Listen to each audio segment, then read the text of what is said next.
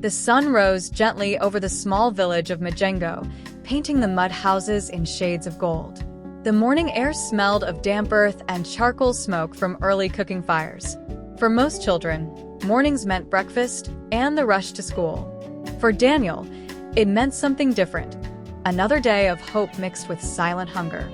Daniel was only 12 years old, a thin boy with sharp eyes that carried both curiosity and a weight too heavy for his age. His uniform, a faded blue shirt and torn khaki shorts, told a story of poverty, yet his shoes, well, he had none. He walked barefoot on the dusty road, holding a tattered exercise book like a treasure. "Mom, I'll be back after school," he called out before leaving. His mother, Martha, smiled from the doorway of their small hut.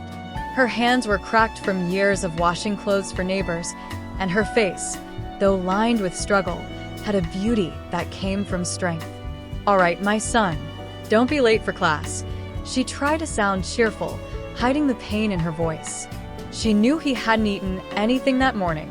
There was no food left. Daniel ran along the dusty path, greeting other children who teased him for not having shoes. He didn't mind. He had a dream, one that kept him going even on an empty stomach. He wanted to become an engineer, to build bridges and roads so that no child would ever have to walk miles to school like him. Martha's silent sacrifice.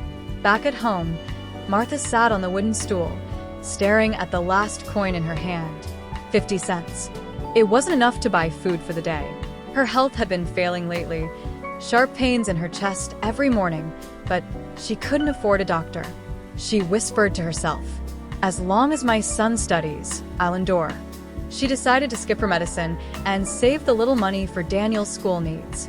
Hunger was nothing new to her, the first blow of fate. That evening, Daniel returned home full of excitement. He had topped the class in mathematics. "Mom, I came first in class." He waved his exercise book, a big smile on his face. Martha's tired eyes lit up. She hugged him tightly. "I know you will succeed, my son. Never stop learning." But that night, when Daniel woke up to drink water, he found his mother sitting by the door, coughing violently. She tried to hide it, but the blood on her hand told a different story. Mom, "We need to go to the hospital," he cried, panic in his voice. She shook her head. "No, my son. we'll be fine." Deep down, Daniel felt a fear he couldn't explain, a fear that the world was about to take the only person he loved. The promise. The next morning, Martha called Daniel to sit beside her on the bed. Her voice was weak, but her words were strong. "Daniel, listen to me. No matter what happens, never give up on your dream. Promise me." Tears welled in Daniel's eyes. "I promise, Mom. I'll become a great engineer. I'll build you a big house." She smiled faintly, kissed his forehead, and whispered, "That's what gives me strength." But fate was already knocking on their door. Martha's condition worsened.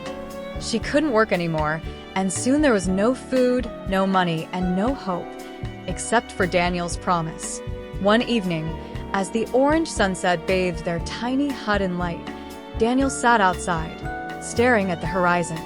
He knew he had to make a choice that would change his life forever. "I will defeat poverty no matter what I have to do."